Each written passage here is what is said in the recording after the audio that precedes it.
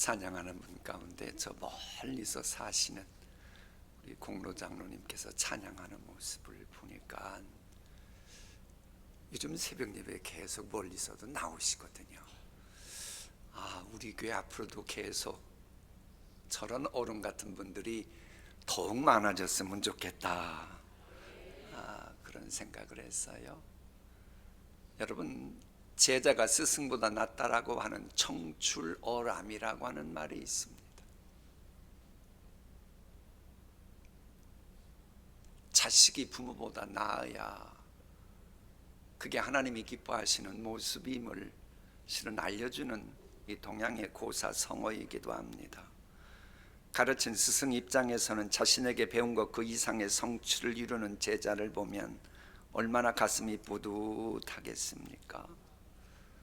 우리 예수님이시든 그걸 원하시는 거예요. 그래서 우리 예수님, 당신도 당신 자신이 메시아인 거 아셨지만 제자들이 너희는 나보다 더 큰 일을 하리라라고 축복하셨잖아요. 그리고 여러분보다 여러분의 다음 세대들이 신앙생활도 잘하고 그러기를 축복합니다. 과연 여러분의 자녀들이 여러분보다 지금 더 신앙생활 잘하고 계십니까? 여러분보다 여러분의 연령에 비해 더 하나님의 하나님 되심을 체험하며 살아가고 있습니까? 하나님이 원하시는 모습은 그런 모습입니다. 정상적인 사고방식을 가졌다면 자신보다 자녀가 더욱 출중하기를 원할 겁니다. 사울 가문 같은 경우는 아들 요나단이 아버지 사울보다 뛰어났다, 그걸 보여주는 것이 오늘 말씀의 장막에서 읽게 될 사무엘상 14장 전반부 내용입니다. 이 요나단은 책임감부터가 아버지보다 훨씬 출중했습니다. 사실 어제 이 블레셋과의 싸움 이야기가 나왔습니다마는 이 블레셋이 이스라엘을 공격할 빌미를 제공한 사람은 요나단이라고 볼 수가 있습니다. 왜? 블레셋과의 싸움이 발발하기 전에 먼저 공격했던 게 요나단이었거든요. 말씀 봉독합니다. 그때 요나단이 게바에 있는 블레셋 사람의 주둔군을 쳐서 뭐하자? 요나단이 먼저 죽인 거예요. 이 소식이 순식간에 블레셋 땅에 전해졌다. 그래서 사울은 전국 각처에 나팔을 불게 하여 그가 블레셋 주둔군을 죽여 이스라엘 사람이 블레셋 사람에게 증오의 대상이 되었다는 것을 알리도록 하였다. 이 요나단이 블레셋 군인들을 먼저 공격해서 죽였기 때문에 블레셋 사람들이 복수하기 위해 전쟁을 일으킨 겁니다. 그러자 요나단은 내가 한 행동으로 인해 싸움이 발발한 것에 대해 책임을 지고 자신이 문제를 해결하기 위해 뛰어들었다라고 하는 것이 오늘 본문의 배경입니다. 우리나라 말로 하면 결자해지 정신으로 전쟁에 임했던 겁니다. 내가 상황을 꼬이게 만들었으니 내가 앞장서서 꼬인 상황을 풀리도록 해야지라고 하는 그런 자기 십자가 정신이었습니다. 근데 이외에 사울 보세요. 결국 자신의 불신앙으로 인해 막 그 백성들이 벌벌 떨고 두려워하고 흩어지고 그러잖아요. 그런데도 성경을 보면 사울이 책임감 느꼈다고 하는 것이 단 한 군데도 안 나와요. 훗날 또 자신의 불신앙 때문에 가세가 기울어져 갑니다. 그럼 책임을 지고 뭔가 회복의 은총을 입기 위해 자기 십자가 져야 되는 거 아닙니까? 끝까지 잘난 척만 하고 자기 책임을 안 지는 겁니다. 여러분의 가정은 결자해지의 정신으로 책임감을 가지고 살아가는 가족들입니까? 성경이 말하는 결자해지는 다윗처럼 회복의 은총을 입도록 하는 방식이어야 합니다. 무조건 결자해지라고 되는 게 아니고 우리는 끝까지 예수님 방식이어야 돼요. 예컨대 보증을 잘못 써서 가정의 빚더미에 앉았다. 그렇다면 결지해지니 보증 잘못 쓴 당신이 책임지라고 이혼을 하든지, 그래서 우리가 빚에서 벗어나게 하든지, 아니면 당신 장기라도 팔아서 빚 문제 해결하라고 이러는 것은 성경적인 결자 해지가 아닙니다. 성경적인 결자 해지는 서로가 그 빚 문제를 해결하기 위해서 가족 서로가 힘을 모아야 합니다. 그러나 우선 먼저 보증을 잘못 쓴 당사자가 회개합당한 열매를 맺기 위해 회복의 은총을 낭망하면서 제발 모든 것 다 내려놓고 회복의 은총 입는데 내가 먼저 본을 보이는, 근신하여 깨어 기도하는 모습이 있어야 함을 계시하는 게 지금 요나단 사건입니다. 교회도 마찬가지지요. 교회에 무슨 일이 발생했다, 해당 부서 책임자가 내 탓입니다 하면서 문제 해결을 위한 자기 십자가 져야 됩니다. 사무엘처럼 내가 기도하기를 쉬는 죄를 범했구나, 내 탓이요, 그게 정상이에요. 근데 여러분, 주변에 재단이 계속 무너져가면서 시끄러운 소리 내는 교회들 보세요. 다른 지체가 잘못했으면 내가 본을 보이지 못해서, 내가 중보기도 더하지 못해서 그렇다고 말해야 되는데 그러기는커녕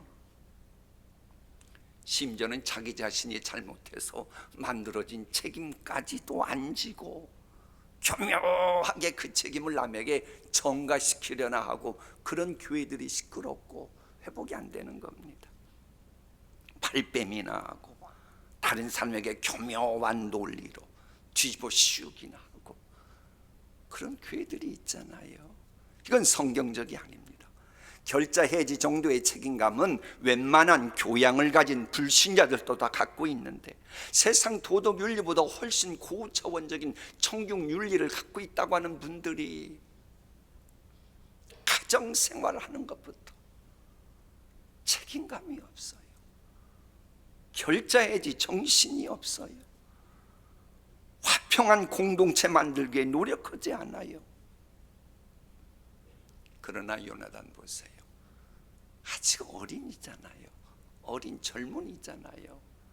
그런데도 내가 해야지 하고 목숨 내걸고 지금 무엇인가를 시도하는 겁니다. 이래서 아버지 사울보다 자식이 훨씬 출중했다고 하는 겁니다. 자, 그러면 결자 해지하려면 어떤 영성을 가져야 합니까? 우리 본문을 우리 다 함께 읽어봅니다. 시작. 요나단이 자기의 무기를 든 소년에게 이르되 우리가 이 할례 받지 않은 자들에게로 건너가자. 여호와께서 우리를 위하여 일하실까 하노라. 여호와의 구원은 사람이 많고 적음에 달리지 아니하였느니라. 결자 해지하는 나는 엄밀히만 해서 내가 내 주인은 아닙니다. 나는 그리스도와 함께 십자가에 못 박혔나니 그런즉 이제는 내가 사는 것이 아니요 내 안에 그리스도께서 사시는 겁니다. 그러니까 요나단은 눈에 보이는 블레셋 군대를 본 게 아니고 결자 해지하라고 마음을 감화감동하시는 성령님의 인도하심 가운데 그렇게 말씀하시는 하나님을 바라보았습니다. 여러분, 성경적으로 결자 해지하려면 이 영안이 먼저 밝아야 합니다. 그래야 문제도 하나님이 풀리도록 하시고 회복의 은총도 베푸시는 거예요. 이 역대하 14장을 보면 아사왕이 나옵니다. 아사왕은 여호와 보시기에 선과 정의를 행했고 백성들까지 믿음으로 지도하려고 애썼던 그런 왕입니다. 그런데 한 번은 이 구수 이디오피아가 엄청 힘이 있을 때가 있었거든요. 마치 몽고가 힘이 있어서 그 막 전 세계를 휩쓸었던 것처럼 이 이디오피아 구수도 한때 힘이 있어서 애굽 왕조까지 차지할 그런 적도 있었거든요. 그게 저력이 있었던 나라입니다.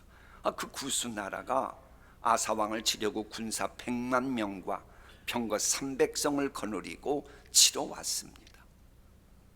이때 아사는 내가 왕이 되어가지고 이런 빌미를 제공하다니, 내 탓이구나.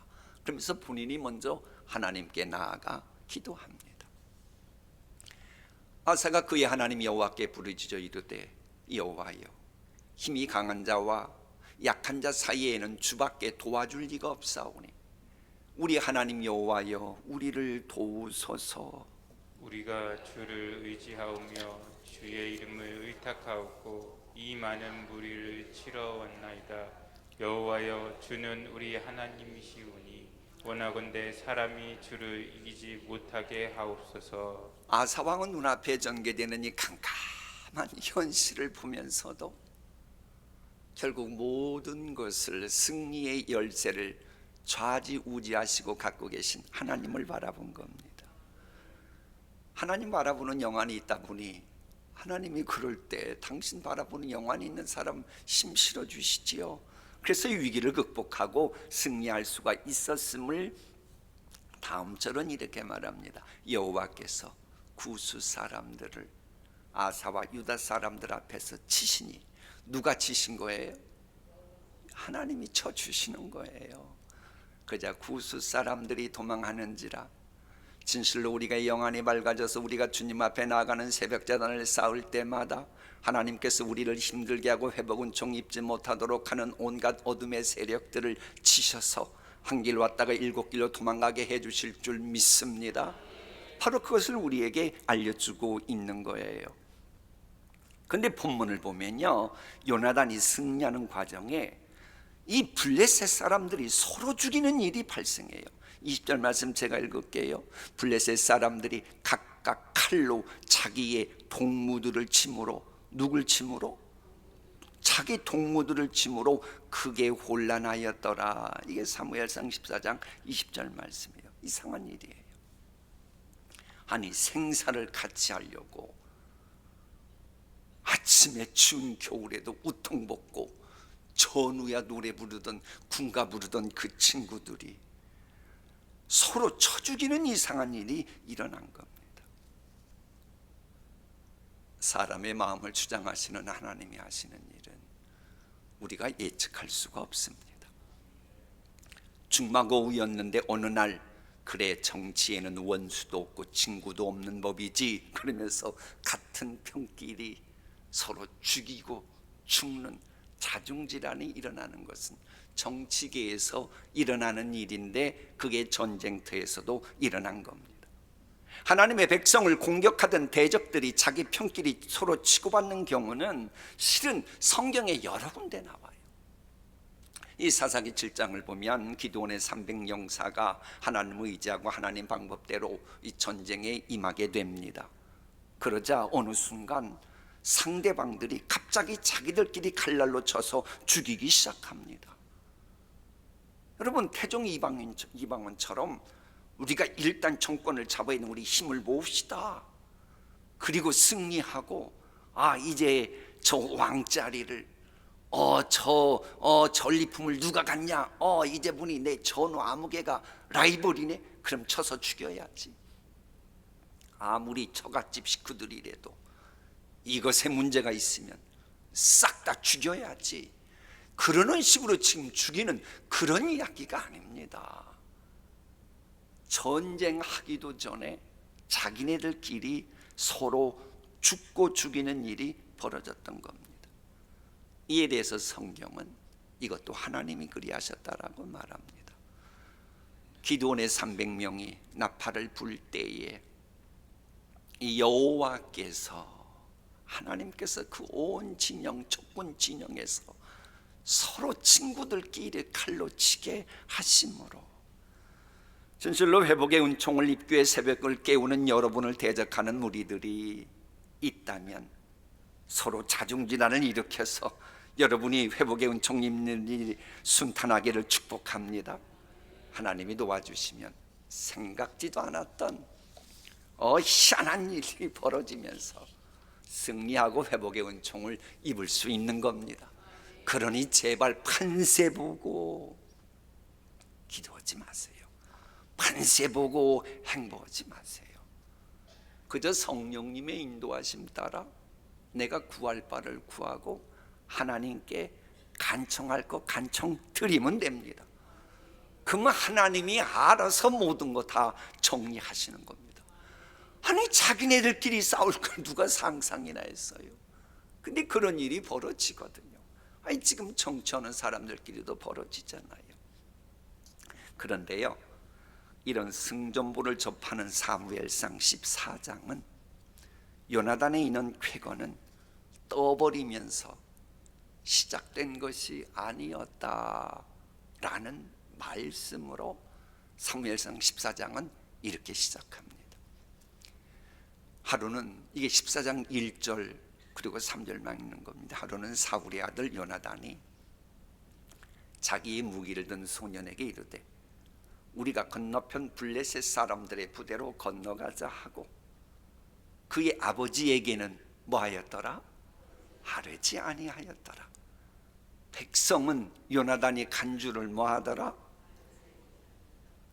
요나단은 무슨 일을 하기도 전에 막 떠버리고 말만 크게 하고 소리만 크게 지르는 그런 사람이 아니었던 겁니다. 엄청난 바위까지 굴러가게 하는 깊은 물이 겉으로는 조용히 흐르듯이 요나단은 조용하게 말없이 고요하게 시작했던 겁니다. 이렇게 누구도 모르게 조용하게 일을 시작했지만 엄청난 승리를 가져왔습니다. 우리 동신의 새벽을 깨우는 분들 가운데는 분명 마음속에 놀라운 비전이 있을 것이고, 엊그제 바라보니 어느 권사님께서 며느리와 그 손녀와 함께 예배드리시는 것을 봤어요. 하나님의 놀라운 계획 속에 그 어린 손녀는 그 누구도 생각지 못하는 엄청난 하나님의 계획 추진 속에 분명 인볼브 그 속에 들어가 있는 줄 믿습니다. 우리가 주님 앞에 이렇게 조용히 나왔지만 그 결과는 얼마나 엄청날지 아무도 몰라요. 요나단이 기자회견하고 전쟁터 나간 것이 아니라니까요. 여러분, 하나님께서 천지 창조하실 때 기자회견 하셨습니까? 온일위 구세주 예수님께서 이 땅에 탄생하실 때에 기자회견하고 그리고 탄생하셨습니까? 아니에요. 고요한 밤, 조용한 밤, 거룩한 밤이었습니다. 성경에는 아무도 모르는 사이에 조용하게 위대한 역사를 만들어가는 사람들이 소개돼요. 그러므로 그런 성경을 읽는 우리들은 남들이 알아주든지 말든지, 남들이 주목하든지 말든지, 남들이 나를 보고 기도 열심히 한다 못한다 그런 것도 신경 쓰지 말고 묵묵히 내 맡은 일 감당하면 되는 거예요. 하나님이 그걸 원하시는 거예요. 이 사도행전 8장을 보면 안수 집사님이었던 빌립이 사마리아 것에 가가지고 엄청난 큰 사역을 행합니다. 거기에 보면 낮은 자나 높은 자나 모든 다양한 사람들이 이 빌립의 실력을 인정할 정도로 대단했습니다. 그런데도 빌립이 나 사마리아 성에 가서 뭔가를 할 거야 큰 소리 치지 않았습니다. 아는 사람도 없었습니다. 그래도 그렇게 위대한 일이 일어났던 겁니다. 우리가 이렇게 새벽을 깨우러 나왔지만 하나님께서는 여러분이 은밀히 기도하시는 기도 제목이 열매 맺을 수 있도록 시끄러운 일은 없어 보이지만, 그러나 하나님께서는 조용하게 그러나 반드시 여러분을 위해 위대한 역사를 분명 행하실 줄 믿습니다. 여기서 우리가 하나 간과하지 말아야 될 게 있어요. 아무리 결자 해지라고 해도 항상 결자 해지를 할 수 없도록 하는 장애물은 존재한다는 겁니다. 요나단도 마찬가지예요.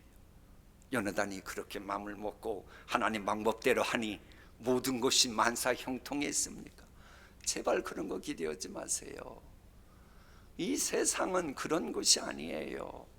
소원의 항구로 간다고 모든 것이 항시 풍랑이 없기를 바라는 것은 성경적이질 않아요. 요나단의 승전보가 만들어지기 직전의 상황에 대해서 성경은 이렇게 기록합니다.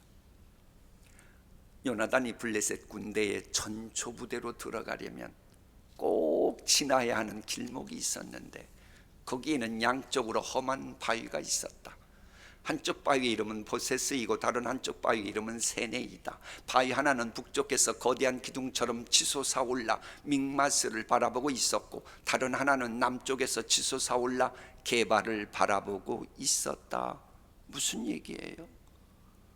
이 요나단이 이제는 뭔가 하나님 의지하고 하려고 하는데 장애물이 딱 가로막혔는데 하나는 북쪽에서 거대한 기둥처럼 치솟아 올라 믹마스를 바라보고 있는 엄청난 바위벽이 있었고 또 한쪽은 남쪽에서 치솟아 오른 엄청난 절벽에 험한 바위가 있었다. 한마디로 천의 요새인 블레셋의 전초 부대, 그곳에 진치고 있었다. 그곳을 공격하려만 했었다. 그 말인 거예요.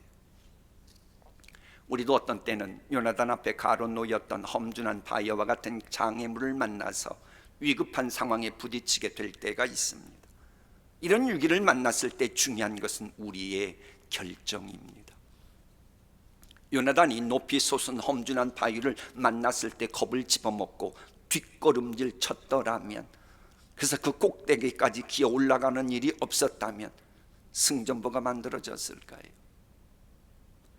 이처럼 우리도 살아가면서 험난한 역경을 만났을 때 제발 피해 도망가지 말고 정면 돌파해야 된다면 해야 됩니다.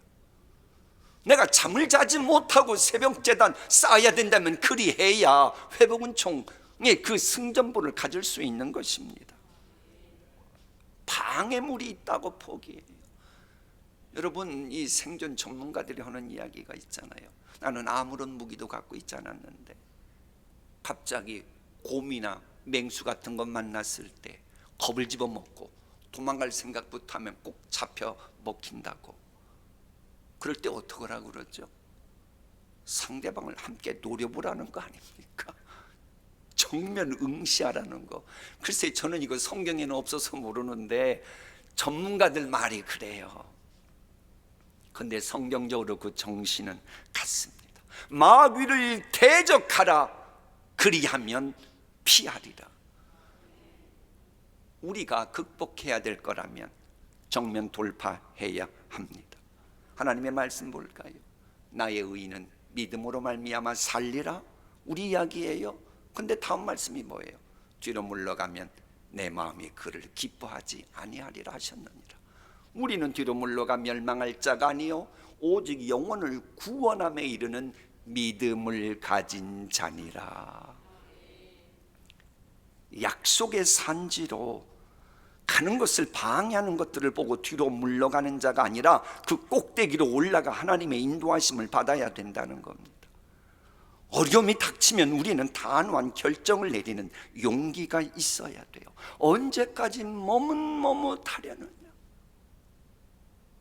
하나님께서 여러분에게 예수님 만나고 있다고 하는 증거를 첫째 보여주셨고, 말씀의 장막을 분명 여러분이 세웠고, 성령님의 인도하시는 이 세 가지 증거까지 보여주셨는데 언제까지 머뭇머뭇하려느냐? 더 이상 머뭇거리면 안 돼요. 이 분명 세 가지 증거를 보여주셨으면 이제는 행동해야 됩니다. 요나단이 그 거대한 바위 밑에 당도했을 때에 계속 전진하기로 결정하지 않았거나 용기를 잃었다면 그에게 승리는 없었을 것이고 하나님의 도우심 경험할 수도 없었을 겁니다. 그러나 요나단에게는 용기가 있었기에 하나님이 요나단의 용기를 보시고 기뻐하시는 중에 애따 하고 승리를 안겨주신 것입니다. 여러분, 그리고 요나단이 용기 있는 이는 믿음의 모습을 보이지 않았다면 파트너인 요나단의 그 부관이라고 볼 수 있겠죠.